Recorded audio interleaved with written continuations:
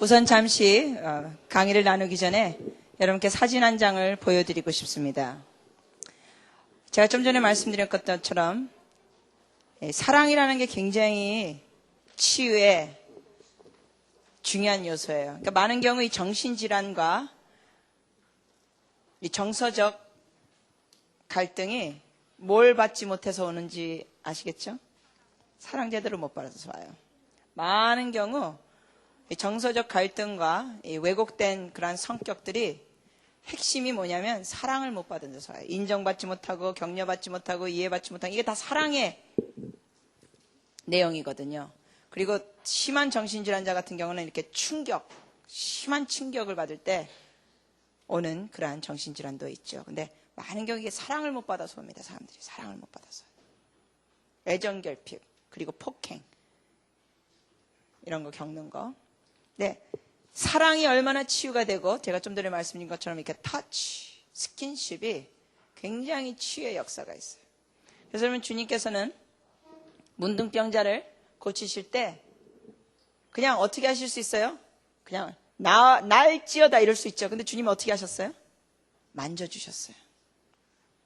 그 원어를 잘 보시면 끌어안아 주셨어요. 이런 문둥병자를 그 당시에는 사람들이 얼마나 회피하고 그냥 인간 이하로 취급했는데 주님은 그들의 그 질병만 고쳐주신 하나님이 아니라 그들이 갖고 있는 그 내면의 그 외로움, 얼마나 사람들에게 버림받고 왕따당하고 거절당한 그 내면도 아시기 때문에 만지시면서 고쳐주신 하나님, 스킨십을 주시면서 고쳐주셨어요. 이렇게 좋으신 주님이십니다. 그래서 잠시 사진을 보여드리고 싶은 건 인큐베이터 속에 있는 아이들입니다. 근데 원래는 얘네들이 따로 인큐베이터 속에 있었어요. 잠시 여기에 대한 설명을 보여드립니다. 태어난 지 얼마 안 된 두 쌍둥이입니다. 왼쪽 아이는 몸이 너무 안 좋아서, 그러니까 얘 알죠? 얘가 몸이 안 좋은 애예요. 왼쪽 아이는 몸이 너무 안 좋아서 인큐베이터 속에서 혼자 죽음을 맞이할 수밖에 없었어요. 심장 박동이 멈추고 있었어요. 서서히 죽어가고 있었어요. 쌍둥이 중에 왼쪽 아이가. 근데 이 아이를 불쌍히 여긴 한 간호사는 병원의 수칙을 어기며 두 아이를 한 인큐베이터 속에 넣어뒀습니다. 따로따로 있었는데 간호사가 이 한 아이가 죽어가니까 너무 불쌍해서 같이 한 인큐베이터에 넣어줬어요. 그러자 건강한 오른쪽 아이가 자신의 팔을 뻗어 아파하는 아이를 포옹하는 일이 벌어졌습니다. 요게 뭘 안다고? 팔을 딱 뻗고 안아준 거예요. 그러자 놀랍게도 왼쪽 아이의 심정 박동과 체온이 모두 정상으로 돌아오고 건강을 되찾게 되었다고 합니다. 이렇게 안아주고 만져주는 데는 파워가 있어요. 여러분, 이 안아주는 데는 세금도 안 들고 돈도 안 내고 건전지도 필요 없고 안아주는 데는 뭐 코드 꺼들 필요도 없고 공짜예요. 근데 파워가 있어요. 자, 여기 부부 계시면 좀 한번 안아주시고, 옆에 계신 성도님, 이성관계는 조금 부부가 아니면 좀 피해 주시고 한번 좀 꼭 안아줘 보세요. 전후좌우로 좀 안아주세요.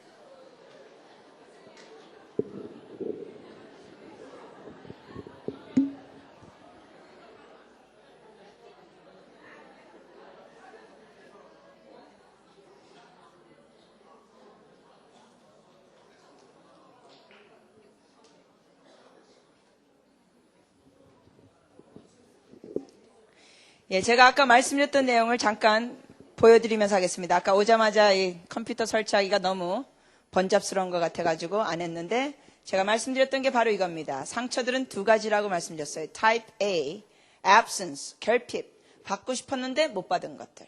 그리고 Type B, bad, 나쁜 일을 겪은 것들이죠. 받기 싫었는데 겪은 것들. 두 가지를 말씀드렸어요. 자, 그럼 이제 여러분과 같이 말씀드리고 싶은 것 중에 그럼 이걸 어떻게 할 것이냐? 어떻게 할 것이냐? 치유의 길을 여러분과 나누겠습니다. 첫 번째, 어떻게 우리가 치유받을 수 있냐? 인정하셔야 돼요. 자기가 겪은 상처를 인정해야 되고 자기가 그 상처로 인하여 갖고 있는 증상들을 인정할 줄 알아야 돼요. 봉사할 때 인정받고 싶어서 봉사하는 자기의 모습, 이런 걸 인정하셔야 돼요. 아니면 외로운데 배도 안 고픈데 먹는 사람들이 있어요. 자꾸 먹어. 울적하니까 먹어. 간식 시간 때 열심히 또 먹어. 여기 회비 내고 오셨죠? 회비 냈으니까 본전이라도 뽑자 그러면서 먹었다. 뭐 지루하면 먹고. 이런 거를 인정하셔야 돼요. 여러분이 증상을 인정하셔야 돼요. 아, 내가 외로울 땐 먹는구나. 내가 혼자 있고 외로울 때 자유행위 하는구나. 이런 걸 인정하셔야 돼요. 제가 이런 얘기하면 어떤 분은 교회인데 자꾸 저런 단어를 쓰나. 여러분, 성도님들 중에 이런 것으로 갈등하는 성도들이 얼마나 많은지 여러분 아십니까? 심지어 사역자들도 이런 걸 갈등하고 있는 거 여러분 아십니까? 전도사님, 목사님들도. 아세요? 그게 지금 현실이에요. 오늘날 너무나 갈등하고 있는 성도들, 전도사님, 선교사, 목회자들이 계세요. 이걸 이기기 위해서는, 치유받기 위해서는 인정을 해야 돼요. 병원에 가도 마찬가지예요. 육신적인 질병이 있을 때 의사한테 인정을 해야 돼요. 여기가 쿡쿡 쑤십니다. 이래야지. 아, 괜찮습니다. 나 멀쩡한데 우리 자식놈이 자꾸만 병원에 가가지고 그래, 오자 그래서 왔어요. 나 아무 데도 아픈 데 없어. 나 얼마나 건강한데. 이러면요, 의사가 그 사람 고치기가 어렵죠. 째지 마! 어떡할 델라고 그래. 뭐 이런. 어떻게 할까요? 인정하셔야 돼요. 아, 내가 여기가 쑤시고 여기가 뭐 붙잡히는 게 있는데 어디 검사해 보시오. 이래야지. 뭐 없어지겠지? 뭐 잡혔다 말다 하다가 이러시면 인정이 첫 단계. 인정. 두 번째, 주의 길은 중요한 요소입니다. 감정을 느껴야 돼요. 분노면 분노, 슬픔이면 슬픔, 짜증이면 짜증. 그거를 그때 특히 과거에 겪었던 아픔 속에서 그 감정이 있었던 걸 느끼도록 하셔야 돼요. 그걸 느끼면서 뭐 할 필요가 있으십니까? 고백하셔야 돼요. 고백. 인정하는 것은 우선 내면으로 하는 것이지만 고백은 그것을 내뱉는 거예요. 인정한 걸 말하는 거예요. 여러분, 내적 주의에 아주 필요한 요소가 뭔지 아세요? 그거를 말하는 거예요. 아주 이게 놀라운 치유의 역사가 있어요. 왜냐하면 이 말을 함으로 인하여, 인정하면서 그걸 말을 함으로 인하여 그 마음에 상했던 그 요소들이 입을 통하여 나오는 거예요. 저 그때 이렇게 하고 싶었어요. 그 사람한테 그 말 못했지만 지금 할 수 있다면 그때 이런 말 하고 싶었어요. 저리 가! 어디다 손을 대!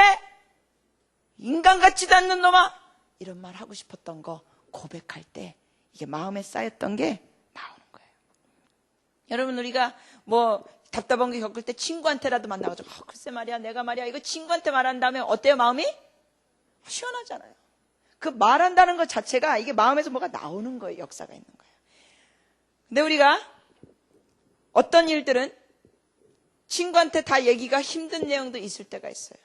그럴 때 누구한테 얘기해요? 하나님께 얘기하셔야 돼요. 하나님께 다 쏟아놨어요. 제가 좀 전에 말씀드렸던 그 남자분 같은 경우는 아버지를 뭐 하고 싶었다고 고백해? 하나님께 죽이고 싶었습니다. 여러분, 그런 기도 할 수 있어요, 없어요? 할 수 있어요, 없어요? 예, 있어요. 그리고 그런 마음이 있으면 그런 마음을 인정하고 고백하셔야 돼요. 어떤 분은 그래요. 주님, 저 죽고 싶습니다. 그 마음이 있으면 고백하셔야 돼요. 하나님, 저 시어머니 꼴도 보기 싫습니다. 그 마음이 있으면 이제 그걸 고백하셔야 돼요. 근데 어떤 분은 그 마음이 있으면서 주님, 괜찮아요. 우리 시어머니 오래 살게 해주세요. 속으로는 빨리 죽어라, 인간아, 빨리 죽어라. 속으로는 그러면서 겉으로는 오래 살게 해주세요. 이 문제가 뭐냐면요, 이게 마음에 쌓인 게 나오질 않아요. 그런 식으로 기도하시면 쌓인 게 나와야 치유가 시작되는데 나오지 않고 계속 쌓여요. 쌓이고 그러니까 어느 시점에서 이게 뚜껑이 열리는 거예요. 뚜껑이 열리면 사소한 일에 뭐예요? 확 폭발해. 사소한 일에 짜증내고 신경질 내고 화를 내고. 그럼 주위 사람들이 뭐라 그래요? 아, 왜 그까진 일 갖고 그래? 근데 사실 그까진 일이었는데 그 사람한테는 이렇게 쌓이고 팍 터져. 어떤 분은 걸어다니는 폭탄이야. 건드리면 뚜껑이 열려. 하도 쌓여가지고. 쌓이지 않아야 돼요. 쌓이지 않는 방법이 뭐냐고요? 여러분께 지금 간단한 비결을 말씀드립니다. 인정하고 주님께 그때그때마다 고백하는, 하나님 저 이럴 때 너무 힘들었어요. 하나님 저 이럴 때 너무 외로워요. 하나님 저 이럴 때 너무 힘들어요. 그러면서 그게 쌓이지 않도록 그때그때마다 주님께 올려드리는 거예요. 그리고 바라기는 여러분의 삶 가운데 그런 절실한 친구가 있으면 더더욱 좋고요. 그러한 얘기를 듣고 그거를 누설하지 않고 폭로하지 않고 여러분을 위하여 기도해주고 함께 아파해주고 그런 친구가 있다면 감사하죠. 그런 친구가 없으시다면 여러분이 뭐 하셔야 돼요? 그런 친구 달라고 기도하세요. 하나님 그런 친구 붙여주세요. 기도하세요. 그럼 주님께서 또 붙여주세요. 다윗에게 요나단을 붙여주신 것처럼 하나님 제게 그런 친구 붙여주세요. 그리고 또 기도가 주님 제가 그런 친구가 되게 해주세요. 정말 비밀을 지킬 수 있고 신뢰받을 수 있는 친구, 아픔을 들었을 때 그거를 듣고 함께 아파해 줄 수 있는 친구, 애통하는 자와 함께 애통하고 기뻐하는 자와 함께 기뻐할 수 있는 그러한 사람이 되게 해주세요. 또 그렇게 기도하시면 참 좋겠어요. 근데 애통하는 자와 함께 애통하고 기뻐하는 자와 함께 기뻐하기 위해서는 먼저 내 자신의 내면이 치유돼야 그게 되죠. 자신의 내면이 치유되지 않은 사람은 애통하는 자 앞에서 어떻게 하는 줄 알아요? 고소해. 인간아 싸다 싸. 아주 고소해하는 거예요. 이 정서가 삐뚤어져가지고. 그리고 기뻐하는 자 옆에서는 기분 나빠. 저 인간은 뭐가 저렇게 잘 되는 거야. 왜 이렇게 일이 풀려? 그러면서 기분 나쁜 거예요. 자기의 내면이 이게 회복이 돼야 애통하는 자와 함께 애통할 수 있고 기뻐하는 자와 함께 기뻐할 수 있는 거예요. 고백하셔야 돼요. 고백을 어떻게 하시느냐? 말씀 한 군데 보시겠습니다. 시편 62편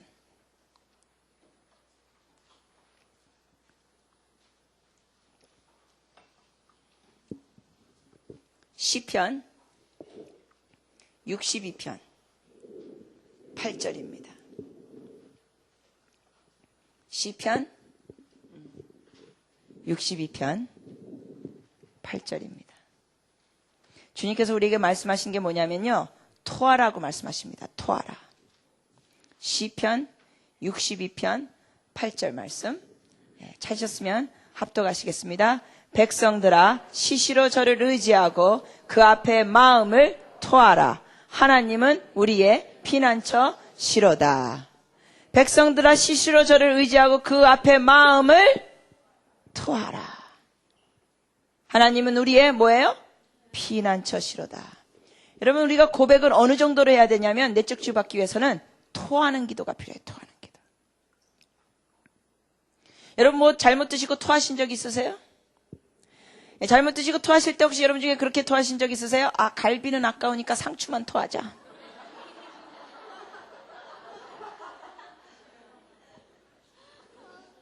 그게 돼요? 안 돼요? 안 되죠, 당연히요. 토하면 이게 다 나오는 거예요. 갈비, 상추, 된장, 고추장, 밥 다 나오는 거예요. 뭐 갈비는 제껴놓고 상추만 토하고 안 돼요. 주님께서 우리에게 말씀하시는 게 뭐예요? 뭘 토하라? 뭘 토하라 그랬어요? 마음을 토하라 그랬어요. 마음을 토하라. 그러면 마음에 있는 뭘 토해야 되느냐? 상한 부분들, 상한 마음, 분노, 짜증, 원망, 증오 이런 것도 토해야 하는 거예요. 제가 이걸 왜 말씀드리냐면 많은 경우 성도님들 보니까 하나님 앞에 기도할 때 너무 점잖게 기도해요. 그리고 하나님한테 막 분노 이런 거를 잘 쏟아놓지를 못해. 왜냐? 어떤 가르침을 받은 성도님들을 제가 만나냐면 하나님한테 기도할 때는 조심스럽게 해야 된다는 가르침을 받았대요. 그래서 막 하나님 난 누구 죽이고 싶어요 이런 기도는 그리스도인이 그런 기도하면 안 되죠 라는 그러한 가르침을 받은 성도님들이 의외로 많이 계세요. 근데 여러분 하나님께서 우리에게 말씀하십니다. 토하라. 분노, 원망, 짜증, 죽이고 싶은 마음, 죽고 싶은 마음 하나님 앞에 다 토하라 그랬어요. 왜? 그는 우리의 피난처이시기 때문에. 한 번은 어느 분이 기도를 하시는데 자기 남편한테 20여 년 동안 구타당하고 살아오셨어요. 20년 동안 얻어맞고 발길질 당하고. 참 어떤 분들은 정말 너무나 많은 학대를 받고 사는 분들이 계세요. 50이 좀 약간 넘으신 거예요. 50대 초예요. 그러니까 25년 동안 그냥 20여 년 동안 그렇게 구타를 받고 살아가지고 이분이 맺혔는데 제가 이렇게 토하는 걸 강조했어요. 토하십시오. 마음껏 다 토하십시오. 남편을 향한 그 분노, 그 증오 다 토하십시오. 그랬더니 이분이 기도하시는데요. 흥분하셔가지고 기도하는데 이렇게 기도하시는 하나님, 내 남편 그 개 XX, 이 우라질 XX 그러면서 막 몇 마디마다 XX 욕을 하시는데 저는 그때 그런 기도 처음 들었습니다. 얼마나 흥분하시면서 막 주먹을 흔들면서 하나님 울고불고 하면서 이렇게 XX만 하면서 하나님 지가 나한테 해준 게 못하고 껐떡하면 때리고 하나님 막 하면서 이분이요 그런 기도를 거의 30분 하시더라고요. 저는 그 30분 안에 평생 들을 욕을 다 들은 것 같아요. 와, 제가 어느 한 시점에서 이분을 말리고 싶었어요. 너무 막 그러니까 거칠게 하니까 제가 어느 한 시점에서 말리고 싶으면서 제가 이런 말을 하려고 했어요. 집사님 조금 단어는 좀 자제하십시오. 이 말을 하고 싶었어요. 근데 어찌 흥분하면서 기도하는지 감히 제가 말리지를 못하겠더라고요. 어찌 흥분해가지고 하는지 감히 말리지를 못했어요. 근데 이분이 한참 그렇게 기도하더니 뭐라 그러는지 알아요? 끝에 가서 이래요. 자기 가슴을 쓸어내려면서 시원하다. 시원하다. 너무 후련해 하시는 거예요. 그러면서 연이어 기도하시는데 어떻게 기도하냐면 이런 기도가 나오는 거예요. 주님, 우리 남편 불쌍한 사람입니다. 고아처럼 자라서 부모 사랑도 못 받아서 사랑이 뭔지도 모르는 사람입니다. 하나님 아시죠? 우리 남편 너무나 불쌍한 사람입니다. 사랑 못 받고 자라서 사랑할 줄을 모르는 사람입니다. 주님, 저희 남편 긍휼히 여겨 주시옵소서. 주님, 내 남편을 용서합니다. 주님, 용서하여 주시옵소서. 그러면서 남편을 용서하는 기도가 나와요. 와, 그러더니 기도 마친 다음에 이분이 얼굴빛이 달라지고 눈빛이 달라졌어요. 여러분, 하나님 앞에 다 쏟아 놓으니까 이게 나오는 거예요. 그러면서 안색이 달라져요. 근데 주위에 몇 명이 그때 우리 소그룹으로 나눠져가지고 그런 기도 시간 가졌거든요. 그랬더니 같이 기도했던 몇몇 분이 저한테 찾아왔어요. 송유사님, 그렇게 욕하며 기도해도 괜찮아요? 저희 옆에서 들을 때 너무 거북했어요. 그러는 거예요. 그래서 제가 그랬어요. 저도 이런 기도 처음 들어봤습니다. 그렇게 욕하면서 기도하는 거 저도 모르겠습니다. 잘 모르겠습니다. 제가 그랬어요. 주님께 한번 기도로 여쭤보겠습니다. 그렇게 쌍소리하면서 기도해도 되는 건지 여쭤보겠습니다. 그래서 주님께 나가서 여쭤봤어요. 주님, 아까 그 집사님 말이죠. 주님 들으셨죠? 그렇게 막 쌍소리하고 그렇게 기도했는데 시원하다고 하셨어요. 그렇게 기도해도 되는 거예요? 아니면 혹시 쌍소리는 어떻게 좀 제외해야 되나? 어떻게 해야 되는 겁니까? 주님 뭐라고 대답합니까? 저는 이렇게 성도님한테 무슨 질문 받을 때 제가 답을 모르면 모른다고 대답하고 우선 주님께 여쭤보는 거예요. 여쭤봤더니 기다렸어요. 주님께 기다렸어요. 기도하다가. 그랬더니 성령님께서 제게 말씀하시기를 시편에 있는 기도가 솔직한 기도지만 쌍소리는 없다 그러시더라고요. 여러분, 시편에 있는 기도들 잘 읽어보세요. 감정을 다 토하는 기도가 많아요. 막 내 원수의 아부통을 돌리시고 그런 기도 있어요. 보세요. 시편 읽어보세요. 내 원수의 아내들은 과부가 되게 하여 주시옵시고 그 자녀들은 유리구걸하여 빌어먹게 하여 주시옵소서. 그렇게 기도해요. 시편 잘 읽어보세요. 씨를 말려주시옵소서. 그런 기도가 나와요. 시편 읽어보세요. 읽어보세요. 대를 끊어주시옵소서. 이렇게 나와요. 씨를 말리라는 기도예요. 시편을 여러분 잘 읽어보신 분은 아실 거예요. 얼마나 감정이 풍부한 내용인지. 더군다나 시니까 시적으로 쓰면서 아주 감정이 풍부하게 묘사되어 있어요. 다윗이 슬플 때 뭐라고 써있어요? 그 골리앗을 죽인 다윗이 힘들고 슬플 때 하나님 앞에 어떤 기도를 드립니까? 주여 어느 때까지니까 내가 밤마다 눈물로 내 베개를 적시나이다. 주여 어느 때까지니까 내 원수가 내 머리칼보다 많도소이다. 주님, 내가 사망의 잠을 잘까 두려우며 그러면서 막 하나님 앞에 그 서러움을 다 토해내요. 그리고 또 화가 날 때 하나님 앞에 막 분노를 다 토해내요. 그래서 여러분, 다윗이 사울을 죽일 수 있는 기회가 있었음에도 불구하고 다윗을 안 죽일 수 있었던 비결 중에 하나가 뭔지 아세요? 제가 지금 다윗을 안 죽인다 그랬어요? 다윗이 사울을 안 죽일 수 있는 비결이 뭔지 아십니까? 여러분, 마지막 판에 다윗이 사울을 죽일 수 있는 기회가 있었어요. 한 번뿐만이 아니었어요. 근데 안 해요. 한 번은 동굴에서 있었을 때 다윗이 숨어 있는 걸 모르고 사울이 들어왔잖아요. 들어와서 쉬고 있었을 때 다윗이 뭐예요? 칼로 옷자락을 다. 근데 옷자락을 베지 않고 그때 뭐 할 수 있었어요? 찔러 죽일 수 있어. 혼자 들어왔어요, 동굴에. 근데 옷자락만 살짝 빼요. 그리고 사울이 나간 다음에 저 멀리 감춰서 뭐라 그래요? 어찌하여 개 같은 저를 이렇게 쫓아다니시나이까? 이거 벗어서 내가 해야 할 수 있었으나 옷자락만 이렇게 뺐습니다. 근데 사울이 뭐라 그래요? 내 아들 다윗이냐? 그래, 너는 나보다 의롭다. 그래요. 또 그러면서 가요. 그래서 또 잡으러. 또 한 번은 무슨 일이 있었어요? 천막 치고 사울이 장군들 옆에서 잠이 들었어요. 그랬을 때 다윗이 어떻게 해요? 가요. 가가지고 옆에 있는 병사가 뭐라 그래요? 하나님이 주신 기회입니다. 두 번 찌를 필요 없이 내가 한 번에 처치해드리겠습니다. 그랬을 때 다윗이 뭐라 그래? 고맙다. 네가 대신해줘라. 그러지 않죠? 아니다. 여호와의 기름 부음 받은 자다. 손대지 않을 거다. 하나님께서 갚아주실 거다. 그러면서 옆에 있는 물동이하고 옆에 있는 창을 가져가죠. 그러면서 멀리 올라가지고 뭐라 그래요? 너네들은 지금 뭐하고 있냐?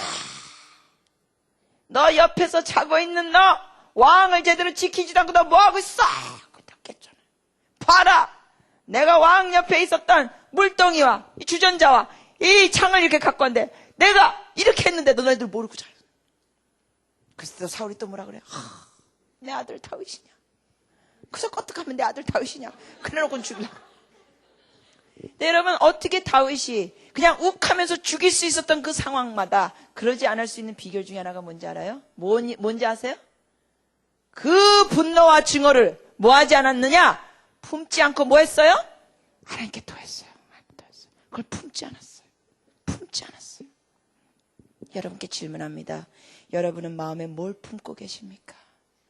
여러분은 마음에 뭘 품고 계십니까? 어떤 감정을 품고 계십니까?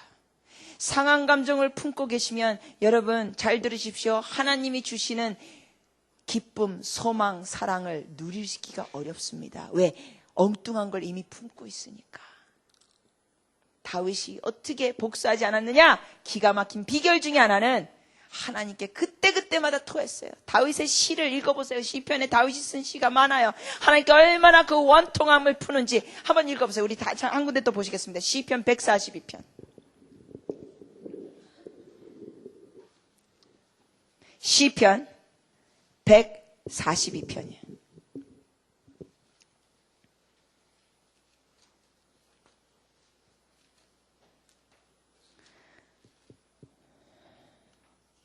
시편 142편. 자, 다윗의 시라고 써있죠? 1절, 2절 한번 읽어보십시오. 1절, 2절입니다. 같이 읽습니다. 내가 소리내어 여호와께 부르짖으며 소리내어 여호와께 간구하는도다. 내가 내 원통함을 그 앞에 토하며 내 우환을 그 앞에 진술하는도다. 다윗의 기가 막힌 비결 중에 하나가 뭐였느냐? 그때마다 하나님 앞에 원통함을 토했어요. 품지 않았어요. 그렇기 때문에 절제할 수 있었던 거예요. 원통함을 쌓이고 담고 있는 사람은 아까 말씀드렸어요. 걸어다니는 폭탄이에요. 그러면서 충동적인 행동이 자주 나요. 욱하는 거예요. 여러분께 지금 비결을 말씀드립니다. 토하십시오. 마음을 토하시면서 사십시오. 힘들 때 힘들다고 고백하시고 누구 꼴 보기 싫으면 꼴 보기 싫다고 얘기하세요. 그러면 어떤 역사가 일어나느냐? 마음에 있었던 그게 나오면서 하나님 안에서 마음에 있었던 그 응어리가, 그 원통함이 나오면서 그 원망과 분노가 나오면서 좀 전에 말씀드렸던 그 50대 여자 집사님처럼 기도가 바뀝니다. 용서의 기도가 나오고 긍휼의 기도가 나오고 기도가 바뀌어요. 왜 이 기도가 바뀌느냐? 그 상한 감정이 나오면서 하나님의 시각이 임하는 거예요. 하나님의 관점이.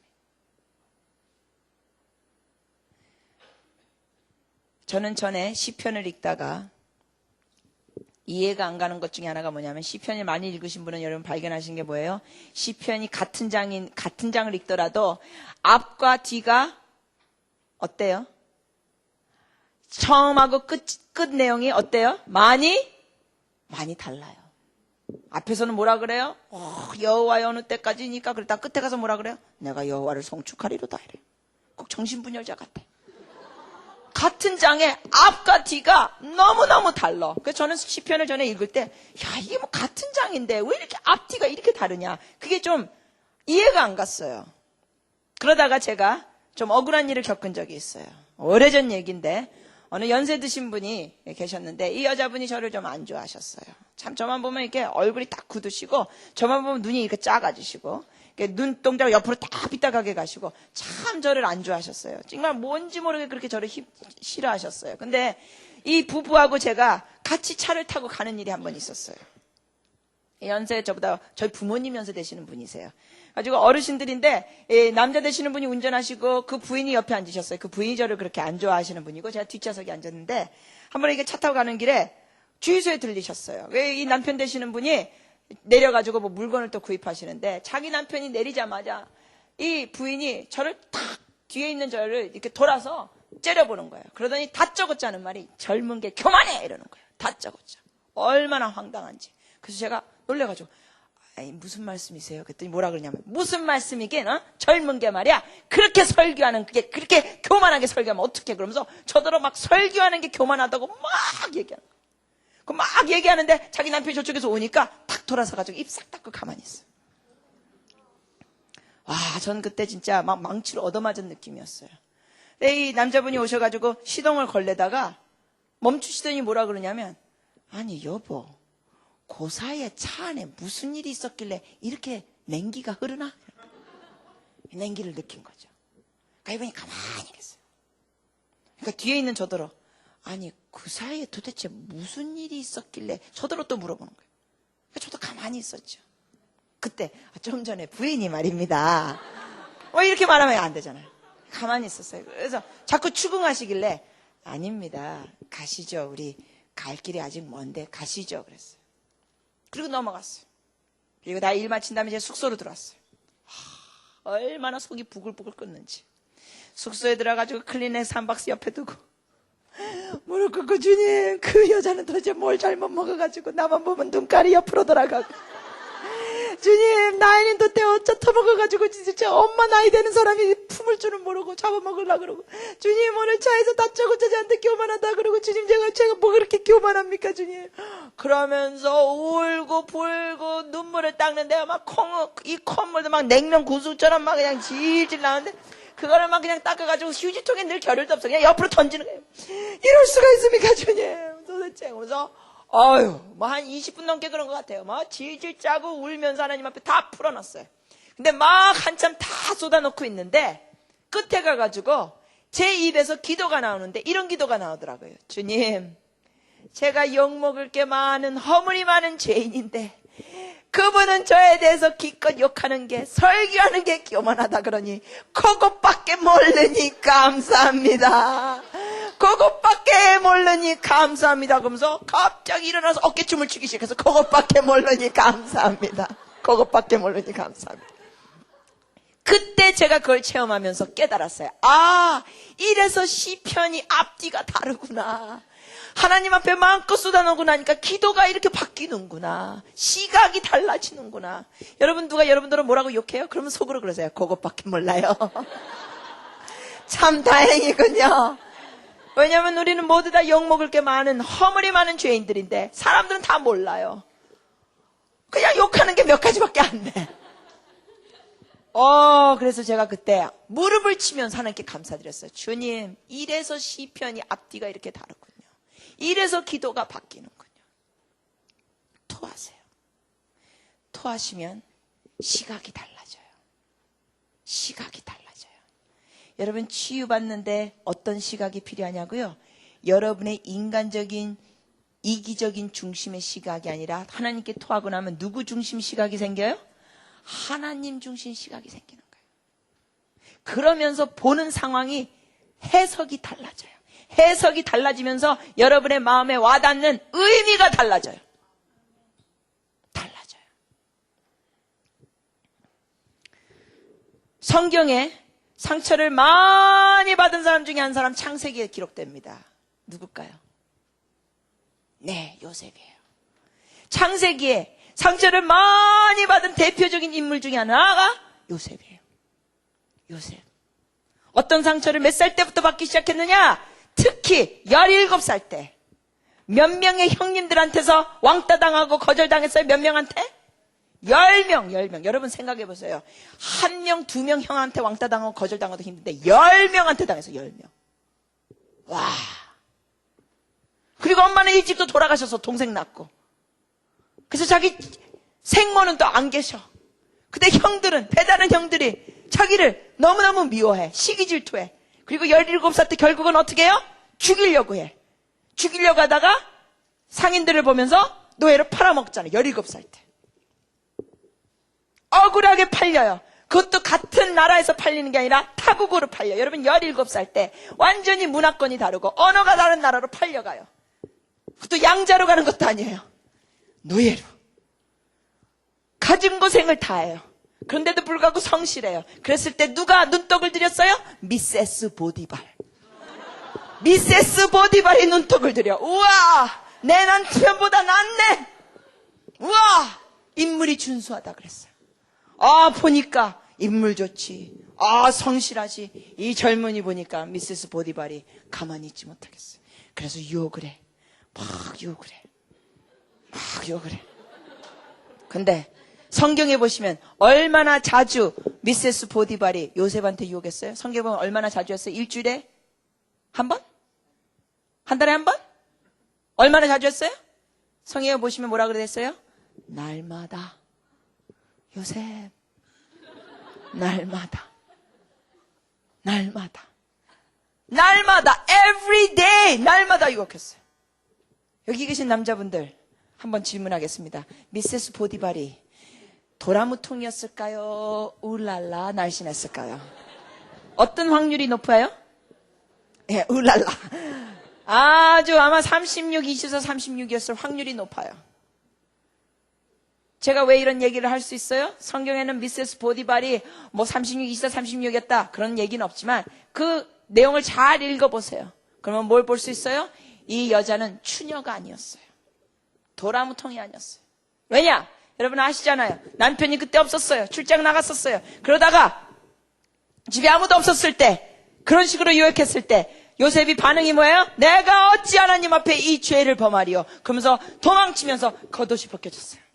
땅 잡아당기면서 겉옷이 벗겨졌어요. 그러면서 그 보디발의 아내가 뭐라 그래요? 여보, 당신이 아끼는 저 히브리 노예가 아무도 없을 때 나를 겁탈하려고 했어. 이거 보세요. 내가 소리 지니까 겁내가지고 이거 벗겨놓고 갔어. 벗어놓고 갔어. 와. 그랬을 때 생각해보세요. 여러분, 만약에 미세스 보디발이 도라무통이었다면 보디발의 반응이 어땠냐면, 여보, 자신을 알라. 내가 걔한테 지금 여종, 남종, 이 우리 집 하인들을 다 맡겼는데 걔가 아무한테도 건드리지 않는데 당신한테 눈독 들여? 나니까 데리고 살지. 아마 이러면서 말도 안 된다 그러면서 어처구니 없어 했을 거예요. 그런데 보디발은 반응이 뭐합니까? 그렇게 요셉을 아꼈고 그렇게 신임했던 요셉을 향하여 분노합니다. 네가 내 마누라한테 눈독 들여? 그러면서 감옥에 집어넣어버려요. 그때 요셉이 얼마나 억울했겠어요. 아, 주인님 아닙니다.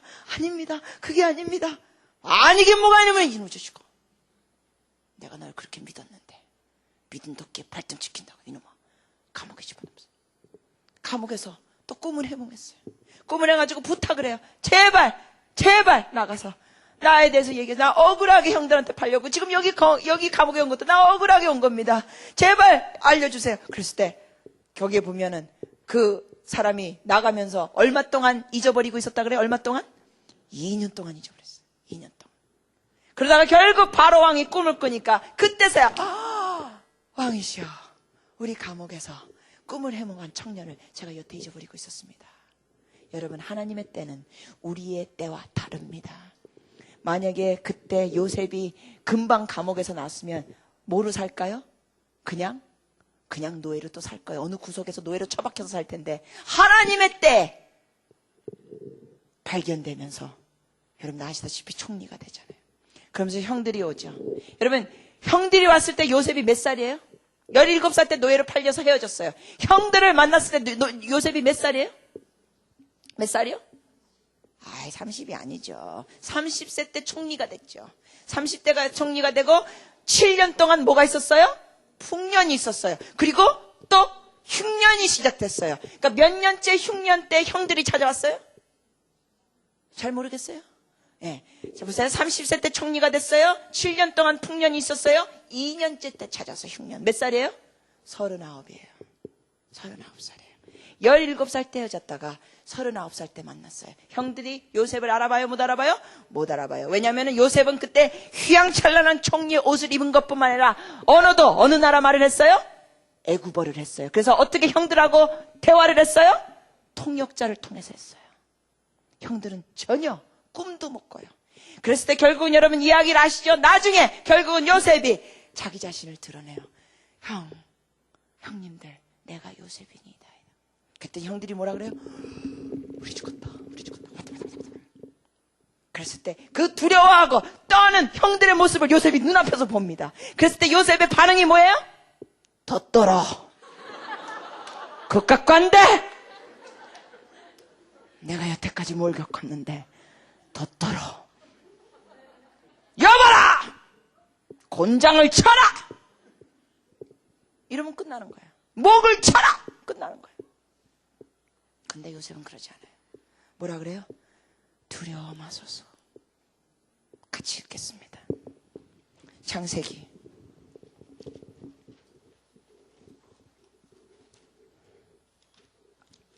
창세기. 저는 요셉이 정말 너무나 멋있는 사람이에요. 창세기 45장. 45장. 창세기 45장입니다.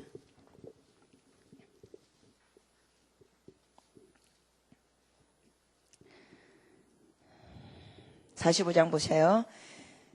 자, 요셉이 3절부터 우리 읽으십니다. 요셉이 그 형들에게 이르되 나는 요셉이라 내 아버지께서 아직 살아계시니까 형들이 그 앞에서 놀라서 능히 대답하지 못하는지라. 요셉이 형들에게 이르되 내게로 가까이 오소서. 그들이 가까이 가니 가로되 나는 당신들의 아우 요셉이니 당신들이 애굽의 판자라. 당신들이 나를 이곳에 팔았으므로 근심하지 마소서. 한탄하지 마소서. 하나님이 생명을 구원하시려고 나를 당신들 앞서 보내셨나이다. 요셉이 하는 게 뭐예요? 형들이 자기를 팔아먹은 거에 대해서 부정하지 않아요. 인정해요.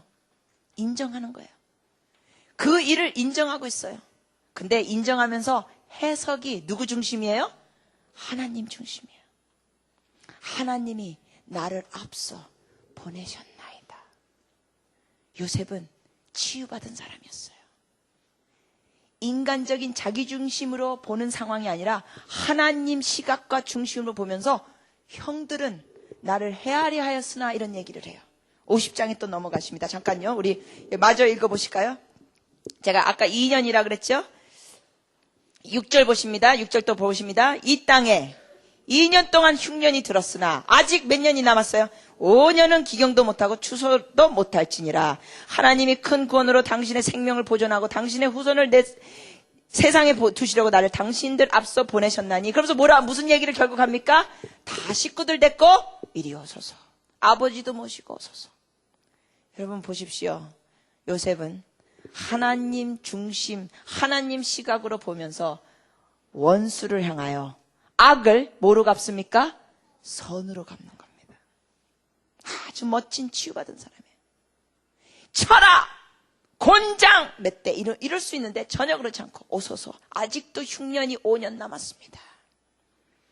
그 지역에서 못 삽니다. 여기에 곡식 쌓아둔 게 있으니까 이리 와서 사소서.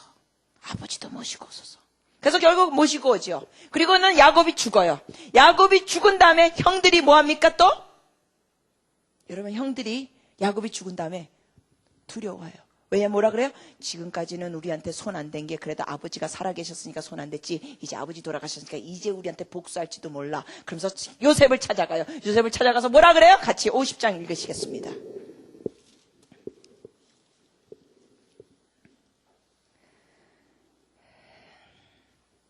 50장 보시면 15절부터입니다. 50장 15절입니다. 같이 읽으십니다. 요셉의 형들이 그 아비가 죽었음을 보고 말하되 요셉이 혹시 우리를 미워하여 우리가 그에게 행한 모든 악을 다 갚지나 아니할까 하고 요셉에게 말을 전하여 가로되 당신의 아버지가 돌아가시기 전에 명하여 이르시기를 너희는 이같이 요셉에게 이르라 내 형들이 내게 악을 행하였을지라도 이제 바라건대 그 허물과 죄를 용서하라 하셨다 하라 하셨나니 당신의 아버지 하나님의 종들의 죄를 이제 용서하소서 하며 요셉이 그 말을 들을 때 뭐 했어요? 우는 거예요. 저는 이 요셉의 이 모습이 너무 멋있어요. 그 형들이 두려워하면서 아버지가 이렇게 부탁했는데 그 말을 들으면서 아이고 이것들 또 웃기시네 이게 아니라 우는 거예요. 형님들 염려 마세요. 그래서 그의 반응을 보십시오. 요셉의 반응을 또 보십시오. 자 보십시오. 18절부터 읽으십니다. 그 형들이 또 친히 와서 요셉의 앞에 엎드려 가로되 우리는 당신의 종이니이다. 요셉이 그들에게 이르되 같이 읽습니다. 두려워 마소서 내가 하나님을 대신하리이까 당신들은 나를 해하려 하였으나 하나님은 그것을 선으로 바꾸사 오늘과 같이 만민의 생명을 구원하려 하시려 하셨나니 당신들은 두려워 마소서 내가 당신들과 당신들의 자녀를 기르리이다 하고 그들을 어떤 말로? 간곡한 말로 위로하였더라. 여러분 하나님 안에서 요셉은 인정하더라고요. 당신들은 나를 뭐하려 하였으나 해하려 하였으나. 여러분 우리가 치유받기 위해서는 우리가 겪은 걸 부정하면 안 돼요. 부인하면 안 돼요. 인정을 해야 돼요. 이런 일이 있었으나 그러면서 하나님 앞에 그걸 토해내면서 하나님의 시각을 가져야 돼요. 하나님의 관점. 그럴 때 치유가 일어납니다. 저는 제가 왜 이런 김씨 집안에서 태어난지 모릅니다. 저는 진짜 솔직히 제 대학생 때 저는 얼마나 저희 동창들 부모님들이 저희 부모님보다 훨씬 더 화려하고 학문적인 배경도 훨씬 우리 부모님보다 화려하고 인격적인 모든 면이 저희 부모님보다 훨씬 좋은 이 동창 부모님들을 봅니다. 저희 동창 부모님들은 보면 뭐 서울대, 연대, 고대 출신들이에요. 저희 부모님은 그런 대학 출신이 아니에요. 가지고 제가 왜 나는 이런 콩가루 같은 집안에 태어났는가 이런 생각했어요. 저희 할아버지 알코올 중독자.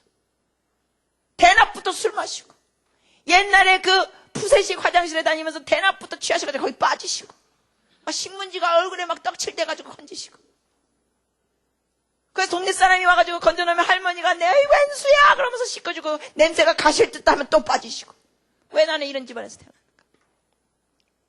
근데 여러분께 저는 말씀드릴 수 있는 게 뭐냐, 여기에 대한 다 이유는 모르지만 제가 주님의 관점에서 볼 수 있는 것은 그 아픔을 통하여 주님께서 저를 빚으시고 다져주시고 이제는 그 상처가 저의 삶의 상처로 끝나는 게 아니라 이제는 내적 치유 사역자로서 저의 과거의 상처가 제 인생의 보화가 돼버리고 말았어요.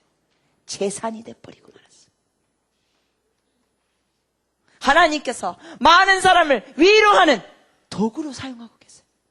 저 한 사람 때문에 방황했던 청소년들 중에 예수님으로 돌아온 학생들이 수천 명이 되고 저 한 사람 때문에 이혼하려고 했던 부부들이 이혼하지 않고 지금 하나님 안에서 회복된 삶을 사는 부부들이 얼마나 많고 저 한 사람 때문에 낙태려고 했던 집사님들이 낙태려고 했던 여자 성도님들이 와가지고 셋째 계획하지 않았는데 생겼다 그러면서 얘를 뭐 시부모님도 권사님 장로님인데 너 미쳤냐? 너 계획 때 남편도 집사님인데 당신 미쳤어? 셋째를 이제 나가지고 뭐 하겠다는 거야? 남편이 집사인데도 가서 지워! 그래서 저 울면서 저를 찾아왔어요. 이런 집사님들, 이런 여자 성도님들 절 만나면서 어떻게 해요? 성교사님 우리 친정엄마도 저더러 미쳤대요. 야만이 이래요. 야만이 요즘 시대에 애 셋 낳는 게 어디 있냐고. 그러면서 권사님, 장로님, 시어머니, 시부모, 남편 전부 다 애 떼라고 지우라고 막 돈까지 지어주고. 그랬을 때 저는 뭐라 그래요? 집사님, 남편과 시어머니와 시아버지보다 더 경외할 분이 주님이십니다. 뱃속에 있는 이 아이는 어느 세포가 있는 게 아니라 생명체입니다. 이 아이는 지우는 게 아니라 떼우는 게 아니라 죽이는 겁니다. 하나님을 의지하고 아이를 낳으셔야 합니다. 그래서 막 설득해야 돼요. 그럼 끝에 가가지고 눈물을 툭툭 흘리면서 하나님, 주님 붙잡을게요. 주님, 남편이 뭐라 그래도 제가 감수할게요. 이해 낳을게요. 떼지 않을게요. 죽이지 않을게요. 가지고 결국은 어느 도시에 제가 세미나하러 가면은 이분이 제가 왔다는 소문을 듣고 찾아왔어요. 그리고 애를 안고 찾아와요. 저한테 성교사님이에요.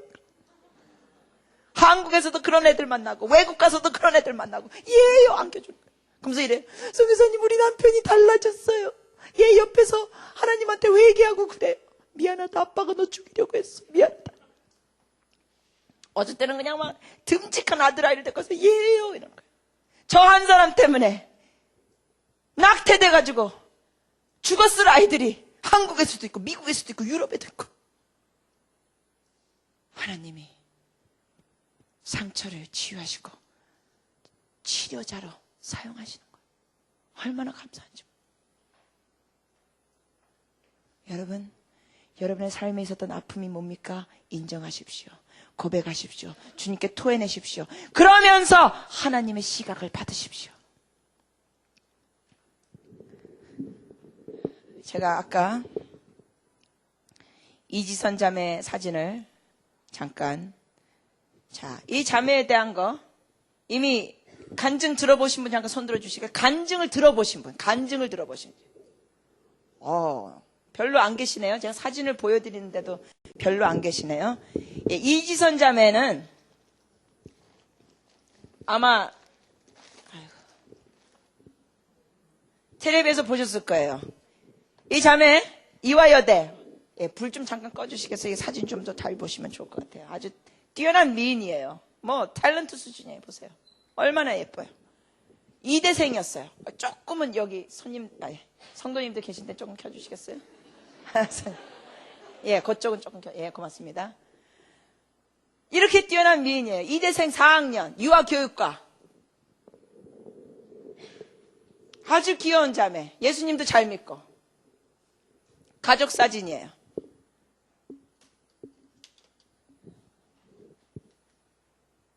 교회에서 찬양도 하고 여행도 즐기고 뭐 탤런트 같아요. 아주 귀여워요. 발랄한 여대생. 친구들하고 사진 찍은 사진. 근데 어느 날 학원에서 공부하다가 오빠하고 집으로 가는 길에 소주 6병을 마시고 만취한 남자가 들이박아요. 6중 충돌 사고가 일어나요. 그리고 이지선 양이 타고 있던 차에 불이 붙어요. 근데 이지선 양은 어떻게 차에 끼어가지고 그 불에 활활 타버리고 말아요. 그래서 화상을 입어요. 그래서 병원에 입원했는데 의사들이 살 가망이 없다 그래요. 그러면서 의사가 뭐라 그러냐면 설사 살더라도 인간 구실 못합니다 그래요. 얼굴이 이렇게 달라져요. 옛날에 고왔던 얼굴은 온데간데 없어요. 이거는 사실 벌써 몇 번 피부 이식 수술을 한 거예요. 입술을 보시면 이 시점에서도 입술을 다 다물지를 못했어요. 왜냐하면 이 화상 이 피부가 땡기니까 입술을 다 다물지를 못해서 침을 계속 흘렸었어요. 그리고 또 입을 크게 벌리지도 못했어요. 이게 땡기니까. 근데 이 자매의 말이 뭔지 알아요? 자기는 볼 수 있어서 감사하대. 왜? 이 사건 당시 이 화상을 입었던 그 사고 당시 기적적으로 그렇게 화상을 입었는데도 렌즈가 녹지 않았어요. 그래서 결국은 이 자매가 뭐라 그러냐면 볼 수 있어서 감사하대. 그러면서 이 입이 안 다물어지고 잘 이 입을 열 수가 없는데 태어난 다음에 친구들하고 햄버거를 먹었대요. 햄버거를 먹는데 이게 너무 두꺼워서 입을 벌리려고 하는데 이게 햄버거 두꺼우니까 안 들어가는 거예요. 입 먹지를 못하겠어요. 그래서 마음속으로 기도했대요. 주님, 이거 너무 커서 못 먹겠는데요. 여러분, 주님께 기도할 때는 꼭 거창한 일로 기도하는 게 아니라 주님과 여러 가지 다 대화하는 거예요. 주님, 이거 너무 커서 못 먹겠는데요. 그랬더니 주님께서 말씀하시더래요. 빵을 눌러서 먹어라. 그러시더래요. 주님은요, 햄버거 먹는데도 간섭하시는 섬세하신 하나님이에요. 가지고 빵을 눌러서 먹었다는 거예요. 오빠가 업어준 사진.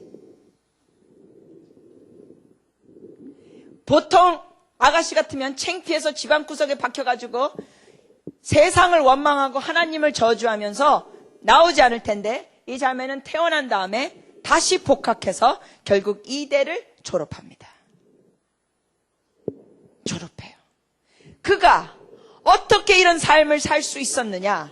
어떻게 이러한 그 옛날에 곱던 모습은 온데간데 없는데 어떻게 이 삶을 살 수 있었느냐? 여러분 그게 궁금하지 않으세요? 그게 좀 궁금하지 않으세요? 어떻게 그럴 수가 있느냐? 비결은 간단합니다. 비결이 뭐냐고요? 이지선 양은 하나님의 시각으로 볼 수 있었기 때문에 그렇습니다. 예, 잠깐 동영상을 보여드리겠습니다. 여러분께.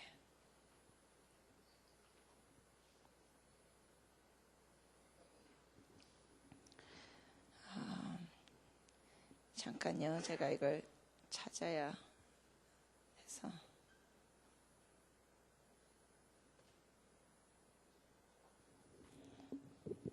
잠깐 블랙아웃으로 해주실래요? 잠깐만 제가 이거 찾을 때까지는, 형제님.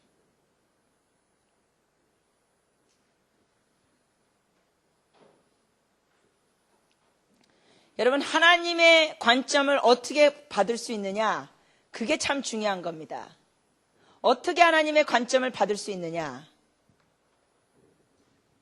어떻게 하나님의 관점 받을 수 있어요? 어떻게 이지선 양이 그 고운 얼굴 다 망가졌는데 피부 이식 수술을 10몇 번을 했어요. 17, 8번을 했어요. 그랬는데 아직도 흉측한 모습이고 애들이 괴물이라고 무서워서 떠나가는 상황에서 어떻게 이렇게 담대하게 살 수 있는가? 그것을 우리가 잠시 보고자 합니다. 자, 이제 블랙아웃 안 하셔도 돼요.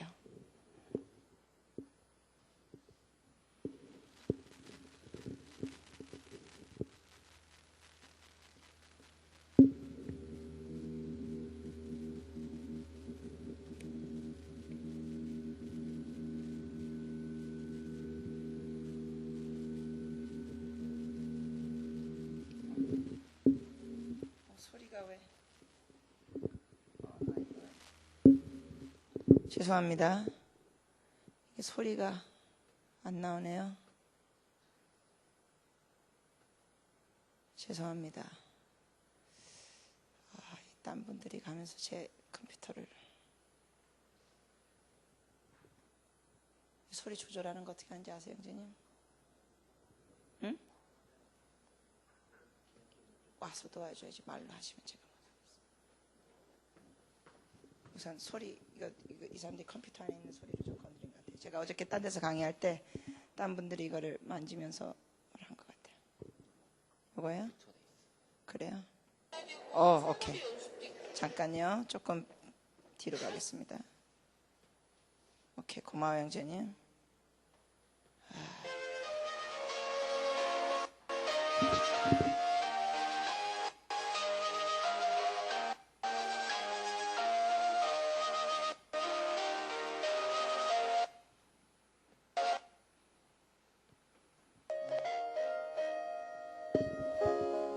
불을 꺼주세요. 알겠습니다.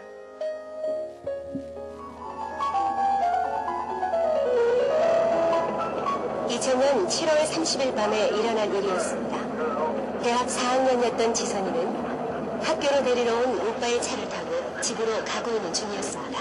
오빠, 내일은 친구도 만나야 되고 성가대 연습도 있고 할 게 너무 많다. 지선아, 너 시원시원한 연습.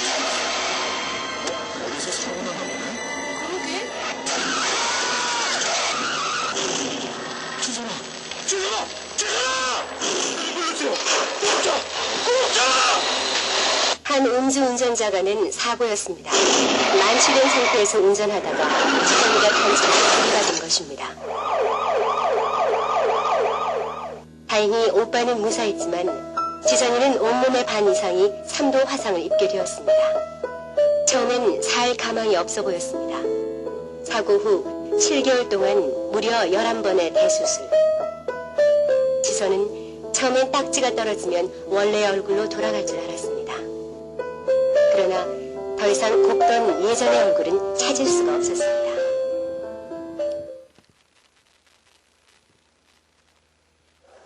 이만큼 다쳤는지는 알기까지 한 반년이 걸렸어요, 진짜로. 그리고 화상이 얼마나 무서운 건지 알기까지도 엄청 저는 시간이 걸려야 알 수 있었는데 공목 보다가 딱 봤는데 그 뒤에 화면이 이렇게 어두운 색이었던 거예요. 그 종이가. 그래서 얼굴이 딱 비치는 거예요. 너무 놀라서. 그때는 그냥 일단 너무 충격적이었고 막 아니야. 잘못 봐서 막 이렇게 해서 잊어버리려고 막 했었고 그랬었죠. 엄마! 괴물 같아! 괴물인가 봐! 저 이렇게 어떻게 살아요? 어떻게 사냐고요?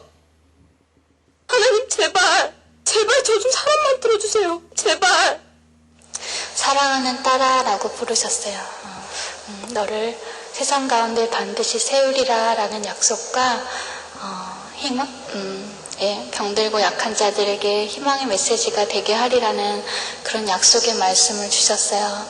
소망이 생기고 마음에 믿음이 생기기 시작했어요. 보호자분 양손 잠깐 멈춥니다. 불 잠깐만 켜주시겠어요? 어떻게 됐습니까? 언제부터 소망이 생겼다고요? 하나님의 음성을 들으면서. 누구의 시각으로 바뀌어졌어요? 하나님의 시각으로 바뀌었어요. 여러분께 내적 주의 아주 중요한 요소를 지금 말씀드립니다. 하나님의 음성 들으시는 겁니다.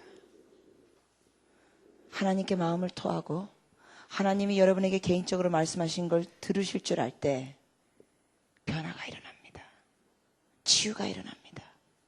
하나님은 말씀하시면서 우리를 치유하시는 분이십니다. 시각이 달라집니다. 하나님의 음성. 하나님은 벙어리가 아닙니다. 하나님은 말씀하시는 하나님이에요. 여러분은 주님의 음성 개인적으로 들을 줄 아십니까? 여러분이 그걸 전혀 모르신다면 여러분은 어떤 신앙생활을 하고 있는지 아세요? 멀리 계신 하나님을 어렴풋이 믿고 있는 거예요. 그러나 하나님의 음성을 개인적으로 들을 줄 알 때는 멀리 계신 하나님을 어렴풋이 믿는 그러한 신앙생활, 아니 종교생활을 하는 게 아니라 하나님을 가까이 사귀게 되고 주님과 대화할 줄 알고 주님의 시각으로 상황을 볼 줄 아는 영적인 눈이 생기고 겪었던 아픔이 아픔으로 끝나지 않고 하나님 안에서 이게 재산이 되고 보물이 되는 거예요. 주님은 어떻게 말씀하십니까? 여러분 주님께서 어떻게 말씀하시는 그런 방법들 아세요? 제가 잠깐 언급해 드릴게요. 하나님은 어떻게 말씀하시는지. 하나님은 말씀하신 방법이 다양합니다. 하나님은 어떻게 말씀하시냐고요? 첫째 중요한 건 기록된 말씀을 통하여 말씀하십니다. 그래서 성경을 읽는 것이 중요하고 성경을 배우는 게 중요합니다. 말씀을 통하여 말씀하시는 하나님이기 때문에. 하나님의 이름 중에 하나가 뭔지 아세요? 말씀입니다. 그래서 요한복음에 보면 태초에 뭐가 계시니라? 말씀이 계시니라. 그게 하나님의 이름 중에 하나예요. In the beginning was the word. 태초에 말씀이 계시니라. 말씀 자체가 하나님의 이름 중에 하나예요. 왜 하나님의 이름 중에 하나냐고요? 말씀하시는 하나님이기 때문에. 근데 너무나 많은 성도님들이 하나님을 벙어리 취급해요. 하나님한테 개인적인 음성을 경청할 생각도 안 해요. 모르고 있어요. 그런 신앙생활을 안 하고 계세요. 그리고 기도할 때 뭐만 하냐고? 자기 할 말만 해요. 그리고는 끝나요. 경청할 줄을 몰라요. 이지선 양은 주님 앞에 마음을 토했습니다. 하나님, 나 어떻게 살아요? 애들이 보고 유아교육과 아동교육과를 나왔는데 애들을 그렇게 예뻐하고 유치원 교사였는데 애들이 막 괴물이라고 무서워하니 하나님, 나 어떻게 살아요? 나 좀 사람 만들어주세요 하고 하나님 앞에 마음을 토했을 때 하나님이 말씀하셨어요. 내 사랑하는 딸아, 내가 너를 반드시 세상 가운데 세우리라. 그 약속을 하셨어요. 그러면서 이지선 양의 그 마음이, 고통 속에 있었던 마음이 거짓말처럼 시각이 달라졌어요. 그러면서 믿음이 생기고 소망이 생겼다. 여러분, 저는 하나님의 음성 듣는 걸 배우면서 얼마나 제 내면이 달라졌는지 형용할 수가 없습니다. 저는요, 예수님이 아니었으면 저는 이미 죽었거나 아마 자살해서 죽었을 거예요. 아니면 저는 지금 예수님을 안 만났다면 저는 어디서 진짜 사회에서 손가락질을 받으면서 삶을 사는, 그러한 삶을 살 수 있는 가능성이 있는 사람이에요. 근데 하나님의 음성을 들으면서 주님과 친밀한 교제를 나누면서 제 내면이 회복이 되고 주님의 사랑을 누리면서 사니까 그렇게 부모 사랑 못 받는데 제가 부모님하고 10살부터 14살까지 같이 살았어요. 10살부터 14살 같이 살고 14살부터는 그나마 기숙사에 다니면서 제가 방학 때나 부모님을 만났어요. 하나밖에 없는 자식도 공부시키겠다고 사립학교 기숙사에 있는 대로 비행기 타고 5시간 걸리는 대로 학교를 보내셨어요. 14살 때부터. 그래서 거기서부터 중3을 다니고 고3 마치고 대학교 다니고 대학원 다니고 제가 이 나이 되도록 저희 부모님하고 산 횟수 기억되는 게 몇 년인지 아십니까? 제가 한국 나이로 지금 46살입니다. 근데 제가 부모님하고 같이 산 횟수 기억되는 게 몇 년인지 아세요? 6년이에요. 6년. 계속 떨어져 살았어요. 계속 떨어졌어요. 애정 결핍 속에 저는 허덕였던 사람 중에 한 사람이에요. 우리 부모가 죽어도 울지 않겠다고 했던 사람 중에 한 사람이에요. 근데 하나님 안에서 회복이 되고 위로를 받으니까 저희 부모님을 축복하게 되고 제가 예수님 믿고 나서 회복이 금방 되지 않아요. 여러분 예수 믿고 나서 회복되는 게 아니에요. 그건 시작이에요. 시작. 출발이에요. 예수님 영접하는 건 출발이지 끝이 아니거든요. 예수님 믿고 나서 성경 공부 시작하는데 에베소서 6장을 읽으니까 화가 치밀어 올라요. 거기 뭐라고 됐어요? 자녀들아 부모를 공경할지어다 이렇게 써있어요. 그 구절 보니까 막 화가 나더라고요. 제가 이래서 하나님한테 하나님 이 구절 수정하셔야 됩니다. 자녀들아 부모를 너를 제대로 키웠으면 공경해라 그래야지. 어떻게 그냥 무작정 자녀들아 부모를 공경하라 그래. 이건 너무합니다 주님. 제가 그래서 하나님한테 막 항의했어요. 고치셔야 합니다. 자녀들아 부모가 너를 제대로 사랑했으면 공경해라. 뭐 이래야지. 무조건 공경하라. 이럴 수가 있어. 저는 그 구절이 너무 싫었어요. 그 하나님 안에서 위로받기 시작하고 내면이 변하면서 저희 부모님을 축복해드리고 사랑해드리고 10여 년 전에 저희 아버님이 사업에 어려움을 겪으셨을 때 빚쟁이들이 와가지고 깍두기 머리라는 남자들이 3명이 와가지고 김 사장 돈 나올 때까지 우리 집에서 이 집에서 못 나가 그러면서 며칠 동안 우리 응접실에서 담배 피고 소주 마시고 화투 치고 테레비 리모컨 가지고 지들 멋대로 하고 하루 세끼 밥 달라 그러고 이런 사람들이 있었을 때 수입이 있는 사람은 저희 어머니 파출부로 갑자기 나가게 되고 사모님 부렀던 그렇게 대우받았던 저희 어머니가 파출부로 나가서 하루에 몇만 원씩 벌어오고 저는 그때 강의하고 또 부수입으로 통역하고 그러면서 받아오는 수입마다 11조 떼가지고 부모님께 생활비로 보태드리는데 2년 넘도록 그렇게 할 때 저희 부모님이 변하기 시작하시더라고요. 그러면서 저한테 아버님이 이래요. 크리스티 너 하나가 10아들보다 낫다. 그러면서 예수님을 믿게 되시고 이제는 담배, 술 다 끊으시고 플레이보이 잡지도 끊으시고 장로님 되시고 믿음이 얼마나 좋아지셨는지 대표 기도를 얼마나 은혜스럽게 하시는지 대표 기도 준비하시는데 글로 써가면서 3주 동안 날마다 큐티하면서 수정하면서 써요. 그걸 대표 기도하시기 전에 저한테 읽어주세요. 해외에 사시니까 전화를 하세요. 크리스티 이번 주에 아빠가 대표 기도인데 한번 읽어볼게. 너 들어보렴? 그래서 읽어보세요. 그만 읽어주신대. 얼마나 은혜스러운지 몰라요. 그럼 제가 그래요. 아빠 잘했어요. 너무 좋아요. 그러면 옆에다 대고 또 엄마한테 그래요. 여보 크리스티가 잘했대. 크리스티가 잘했다 그러면 진짜 잘한 거야. 그래가지고 얼마나 좋아하시네. 제가 뭐 칭찬 한마디 해드리면 너무너무 좋아요. 너무 달라지셨어요. 옛날엔 제가 무슨 이야기하면 네가 뭘 알아? 소리 지르고 이러셨는데 이제는 뭐 무슨 이야기하면 그래. 제가요 여러분 제가 아직 시집을 못 갔습니다. 저는 46살 슈퍼 대빵 울트라캡 노처녀입니다. 시집을 아직 못 갔어요. 참 주님도 이해가 안 가는 부분이 하나둘이 아니에요. 왜 나를 아직 시집 안 보내셨는지 저도 이해가 안 가요. 저희 아버님이 얼마나 사윗감을 기다리시는데 그래서 전화하실 때마다 그래요. 크리스티 뭐 좋은 소식 없냐? 나중에 제가 짜증낼 때가 있어요. 아빠 3일 전에도 좋은 소식 없었는데 갑자기 좋은 소식 제가 있으면 미리 얘기할 테니까 물어보지 마세요. 글쎄 그래야 되는데 이거 자꾸 물어보게 되네.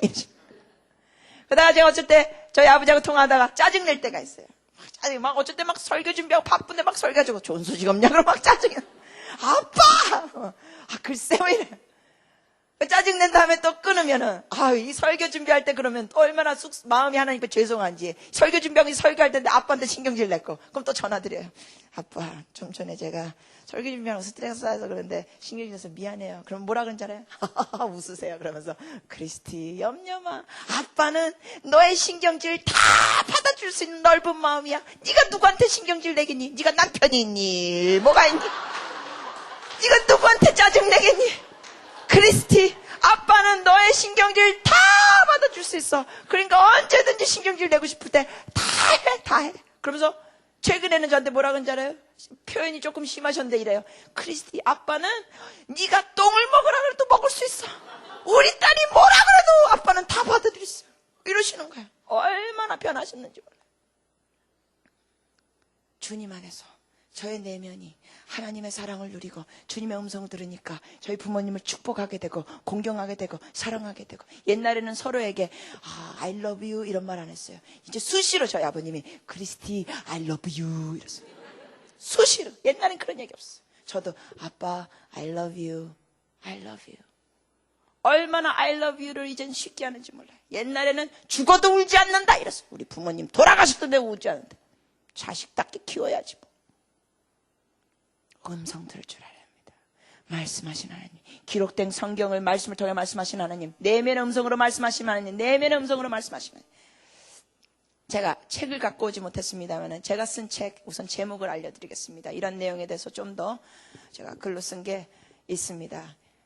인생의 응어리를 풀라.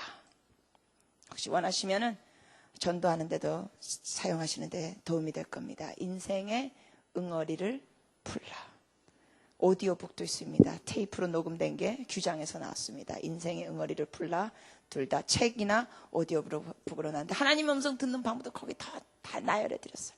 기록된 말씀, 내면의 음성, 자연을 통하여 말씀하시는 하나님, 설교를 통하여 말씀하시는 하나님, 찬양을 통하여 말씀하시는 하나님, 예배를 통하여 말씀하시는 하나님, 천사를 통하여 말씀하시는 하나님, 당나귀를 통해서도 심지어 성경에서는 말씀하셨던 하나님, 다양하게 말씀하시는 하나님. 하나님의 음성을 들으면 뭐가 바뀌느냐? 시각이 달라지는 거예요. 시각.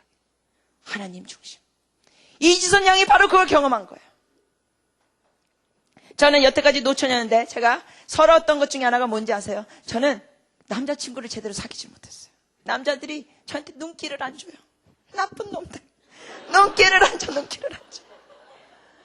내 마음을 좀 보지. 참 내 마음이, 제가 이렇게 강의할 때는 씩씩하지만 저도 알고 보면 부드러운 여자인데 나를 알아보지질 않네. 가지고 대학교 다니는 동안 4년 동안 내내 데이트를 못 해봤어요. 얼마나 서러운지. 꽃다발도 못 받아보고 연애 쪽지도 못 받아봤어요. 네, 주님 안에서 음성 듣는 걸 배운 다음에 주님 앞에 푸념을 털어놨어요. 주님, 이게 뭡니까? 남자친구도 없고 꽃다발도 못 받고 주여, 이게 뭡니까? 주님, 저도 남자친구 있어서 꽃다발도 받고 싶어요. 하나님한테 추정했어요. 주님, 여러분, 저는 주님께 기도할 때 주님, 남자친구 주시옵소서 믿습니다 이렇게 기도합니다. 주님, 이게 뭐야? 남자친구 하나 주세요. 꽃다발도 받고 싶단 말이야. 하나님한테 마음껏 투정해요. 마음껏 투정. 근데 하루는 제가 꽃다발에 대해서 주님 앞에 투정할 때 주님께서 말씀하시더라고요. 창밖을 봐라 그러시더라고요. 근데 제가 있었던 숙소에서 그 당시에 창밖을 보니까 뭐가 보였냐면 큰 나무들, 가로수들이 보였었어요. 그때 제 숙소 옆에. 그래서 주님께서 뭐라 그러냐면 내가 저 가로수들을 너한테 선사한다 그러시더니 또 이러시더라고요. 어떤 남자친구가 감히 저렇게 큰 가로수를 너한테 줄 수 있겠느냐. 주님이 그렇게 말씀하시는데 막 가슴에 샘솟는 기쁨이 임하는 거예요. 그러면서 여러분께 고백하는 게 뭔지 알아요? 그때까지 꽃다발 못 받은 서러움이 거짓말처럼 눈 녹듯이 없어졌어요. 왜? 가는 데마다 가로수야. 가는 데마다 가로수. 와, 저는요 가로수 보면서 와닿는 게 달라요. 왜? 그때 주님의 음성 들은 게 있기 때문에. 그러니까 저는 얼마나 이 가로수를 보면서 혼자 버스 타고 가는데 이 가로수 보잖아요. 혼자 싱글싱글 웃어요. 어느 남자친구가 저 은행나무 다 주고 저 벚꽃나무 다 주고 저 단풍나무 다 줄 거야. 저 시퍼런 소나무들 언제 누가 다 줄 거야. 여러분도 혹시 여성분들 중에 꽃다발 못 받은 서러움이 있는 분들은 이따 나가는 길에 가로수 하나 끌어안으세요. 아버지 감사. 하나님의 음성 들을 때 내면이 치유되고 시각이 달라져요. 잘 들으세요. 상황보다 중요한 건 시각이에요. 상황보다 중요한 건 시각이에요. 하나님의 음성을 들으면 상황을 그냥 인간적인 중심에서 보는 게 아니라 하나님의 시각으로 보게 돼요. 상황보다 중요한 건 뭐예요? 시각이에요. 시각. 이지선 양의 간증을 통해 우리가 볼 수 있는 게 뭐냐? 이 화상 있고 괴물 같다 그러면서 애들이 도망치는데 하나님의 시각으로 자기 자신을 보니까 외모가 다가 아니라는 걸 절실하게 깨달은 거예요. 여기 계신 여성분들, 학생이건 주부건 들으세요. 우리나라는 너무나 여성들이 외모에 집착돼 있어요. 너무너무 심해요. 우리나라 여성들은 불쌍할 정도로 외모에 집착돼 있어요. 그저 이쁘다 그러면 별짓을 다 하고, 이쁜 거에 너무나 많은 에너지와 돈과 너무나 많은 시간을 소모하고 있어요. 그저 살 빼려고 아가씨들 중에는 먹지 않고 빼빼 말라가지고 거식증에 걸리고 먹고 토하고. 이게 보통 심각한 일이에요. 이게 하나님의 성전인데 이 몸을 먹는 것 때문에 얼마나 학대하는지 몰라요. 외모에 집착돼 있어요. 여러분, 하나님의 작품입니다. 누구는 좀 토실토실한 작품이고, 누구는 조금 마른 작품이고, 근데 작품이에요. 하나님의 음성 들으면서 자존감이 생기는 거예요. 이지선 양의 간증을 마저 듣겠습니다. 하나님 말씀하시는 하나님이에요. 하나님께 토하시면서 주여 말씀하여 주시옵소서. 하나님의 시각 갖게 하여 주시옵소서. 요셉처럼 당신들은 나를 헤아려 했으나 하나님께서 나를 앞서 보내셨나이다. 얼마나 멋있어요. 해석이 달라지는 거예요. 손가락 절단동에서 쓰셨죠? 무슨 말이 아니고요? 양쪽 손가락 8개를요? 지선아, 이거 어쩌니? 엄마, 울지 마. 엄마, 그래도 손가락 2개 남잖아. 그거라도 감사해야지. 그러니까 엄마 울지 마. 알았지? 왜 손가락을 절단해야 됩니까? 화상을 입은 염증 때문에 그냥 내두면 그 염증이 팔로 옮겨지고 팔을 잘라야 되고 나중에 그것도 안 되면 죽을 수도 있기 때문에 손가락을 잘라야 되는데 엄지 2개만 빼놓고 다 한마디씩 자른 거예요. 그런데 이지선 양은 엄마가 우는데도 불구하고 기가 막히게 오히려 엄마를 위로하는 거예요. 왜 그럴 수 있느냐? 남은 것에 감사하다는 거예요. 남은 것에 감사하다는 거예요. 없는 것에 초점 두는 게 아니라 남은 것에 감사. 이게 하나님의 시각이에요. 이건 기가 막힌 시각이에요. 여러분, 없는 것에 초점 두시는 분 계시다면 오늘 이 시각부터 하나님 앞에 다짐하세요. 주님, 제가 남은 것에 감사하게 하여 주시옵소서. 남은 것에 감사하게. 시각이 중요한 게, 상황보다 중요한 건 시각이에요. 하나님의 시각, 감사하는 시각. 착해서 뭐 이것 잘라도 되고 저것 잘라도 되고 그게 아니잖아요. 제게 남겨주신 것들에 대한 감사를 할 수 있는 마음을 주셨어요. 예. 이 손을 다 잃을 수도 있는 거고요. 이 팔을 다 잃을 수도 있는 건데 남겨진 손으로 하나님께서 정말로 기도대로 쓸 수 있는 손이 되게 해주셨어요. 처음에 엄지손가락이 이렇게 까딱할 때 너무너무 기뻐서 막 눈물이 나더라고요. 그 뒤로 이 손으로 세수하고 목욕할 수 있어서 감사하고, 저 글씨도 너무너무 잘 쓰거든요. 그래가지고 막 큰 서점에서 사인회 같은 것도 하러 다니고, 사인도 얼마나 멋있는지 몰라요. 사인도 하고 이 손으로 사진도 찍고 못하는 게 없어요. 하나님께서 저 취미생활까지 다 할 수 있도록 만들어주셨고, 무엇보다 이 손이 부끄럽지 않은 마음을 주셨어요. 그래서 한 번도 이 손이 부끄럽다거나 숨기고 싶다거나 그런 마음이 없이요. 교회에서도 하나님께 이 손 들고 찬양하면 더 기뻐하실 것 같아서 높이 손 들고 찬양하고 또 인사하고 악수하고, 사진 찍을 때마다 약간은 유치하지만 이렇게 V도 그리면서 승리이기 때문에 그렇게 사진도 찍고 그래요. 또 힘든 날들이 또 있겠지만 지금도 여전히 또 이렇게, 그럼에도 불구하고 진짜로 그것까지 다 하나님께서 해결해 주실 거고 만족시켜 주실 거고 또 하나님의 뜻을 이루실 거를 믿기 때문에 오늘 하루 진짜로 살아있어서 참 감사합니다.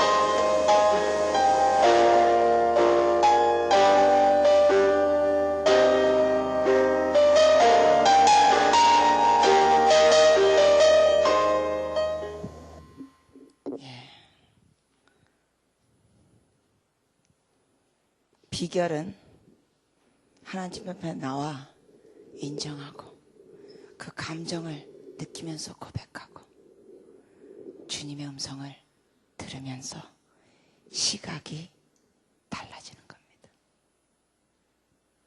그러면 상황은 변하지 않았는데 시각이 다르니까 모든 게 어떻게 보이냐고요? 달라 보이는 거예요. 마지막으로 시 하나를 여러분께 보여드리고 우리 기도하는 시간 갖겠습니다.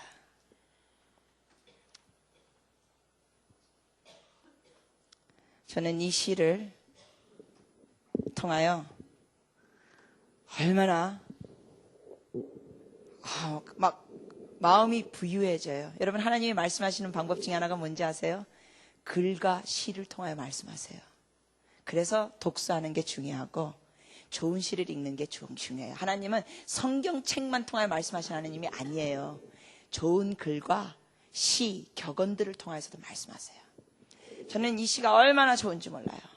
제목이 사랑하라 한 번도 상처받지 않은 것처럼인데요. 시가 5줄입니다.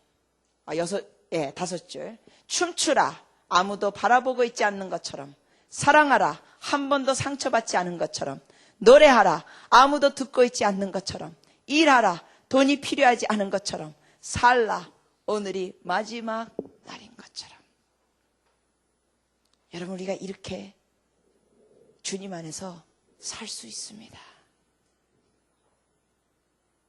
아무도 보지 않는 것처럼 춤출 수 있고요. 주님 앞에 아무도 듣고 있지 않는 것처럼 노래 부를 수 있고, 하나님 앞에 찬양 드릴 수 있고, 마음껏 전심을 다하여 상처받지 않은 것처럼 사랑하는 거예요. 한 번도 상처받지 않은 것처럼.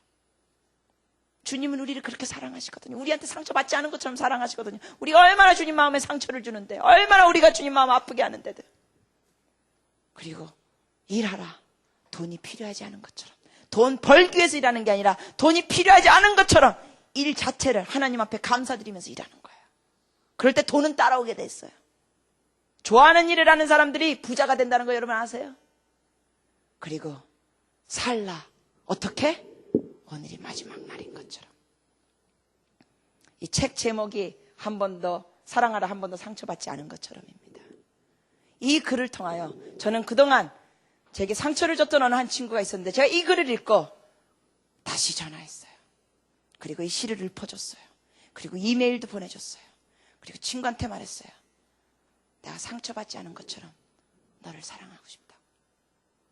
선교사지만 친구한테 상처받을 때도 있고 사역자에게 상처받을 때가 있어요. 근데 이 글을 통해 하나님은 저에게 새 힘을 주시더라고요. 한 번도 상처받지 않은 것처럼 사랑하는 거예요. 그리고 저희 아버지하고 저희 아버님이 한때는 매일 전화하셔가지고 제가 짜증낸 적이 있어요. 아빠, 제가 40이 넘었는데 매일 이렇게 전화하시면 아닌 것 같아요. 아빠, 우리 일주일에 한 번만 통화합시다. 그때 저희 아버지가 우리가 무슨 사업관계냐? 일주일에 한 번씩 통화하게.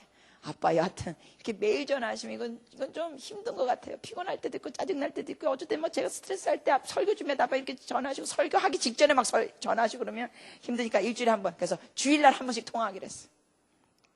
그러다가 제가 최근에 24살짜리 청년이 갑자기 익사하면서 죽은 그 장례식에 가게 됐어요. 24살 청년이 갑자기 수영하다 익사해가지고 죽은 청년 장례식에 갔는데, 그 부모님이 얼마나 힘들어하시고 슬퍼하시는지 제가 그 모습 보면서 이런 생각하게 됐어요. 아, 내가 만일 죽었다면 저희 부모님이 저 앞에 나가서 마이크를 잡고 막 말도 못하시는 거예요. 막 목이 메어가지고 저희 아버님의 모습을 떠오르는 거예요. 그러면서 제가 그때 깨달았어요. 장례식 때 깨달았어요. 여러분, 장례식에 가는 건 참 우리 영혼에게 유익합니다. 결혼식보다, 잠언에도 그랬죠. 결혼식보다 장례식에 가는 게 우리의 영혼에 우리가 깨달으면 그 장례식에 가서 그랬어요. 정말 24살짜리 그렇게 시퍼렇게 젊고 건강한 청년이 갑자기 이렇게 죽을 줄 누가 알았겠어요. 그러면서 제가 그때 깨달아서, 야, 정말 하루하루 사는 거구나. 내일 일을 우리가 모르는구나. 그래서 그 장례식이 금요일이었는데 전화했어요, 아빠한테. 금요일날 전화해가지고, 아빠, 그랬더니 웬일이냐? 주일이 아닌데 너 괜찮냐? 이러는 거예요. 네, 괜찮아요. 그러면서 장례식에 대해서 얘기 드리고, 이 청년이 갑자기 죽은 거에 대해서 얘기 드리면서 제가 그래서, 아빠, 우리 일주일에 한 번씩 통화하는 거 취소해요. 언제든지 통화합시다. 아빠 언제든지 전화하고 싶으실 때 또 하세요. 그랬더니 저한테 그래요. 땡큐. 여러분, 우린 내일 일을 모릅니다. 오늘 사는 겁니다. 마지막 날인 것처럼. 여러분, 마음 안에 있는 상처 지금 주님께 드리십시오. 그리고 지금 위로 받으십시오. 그리고 내일 하나님이 또 우리 삶 허락하시면 내일 또 주님께 드리시고, 내일 또 주님 위로 받으시고, 주님과 동행할 때 우리는 한 번도 상처받지 않은 사람처럼 꿋꿋하게 살 수 있습니다. 있습니다. 우리 같이 기도하시면서 나가시겠습니다. 하나님께 좀 기도하시겠습니까? 주님, 여러분 중에 혹시 하나님을 비인격적으로 대했습니까? 하나님의 음성 듣는 거 생각지도 않았습니까? 여러분 할 말만 하고 끊었습니까? 여러분 그런 친구 있어요? 자기 할 말만 하고 그래 내일 또 보자. 그런 친구 만나기 싫어요. 자기 할 말만 하고 떠나는 친구 좋은 친구 아니에요. 좋은 친구는 대화가 있어요. 하나님은 여러분과 저와 친구가 되기 원하십니다. 내가 너희를 더 이상 종이라고 부르지 않고 내가 너희를 친구라고 부른다고 말씀하셨어요. 요한복음 15장 15절에 말씀하셨습니다. 주님 앞에 좀 마음을 쏟아놓으시겠습니까?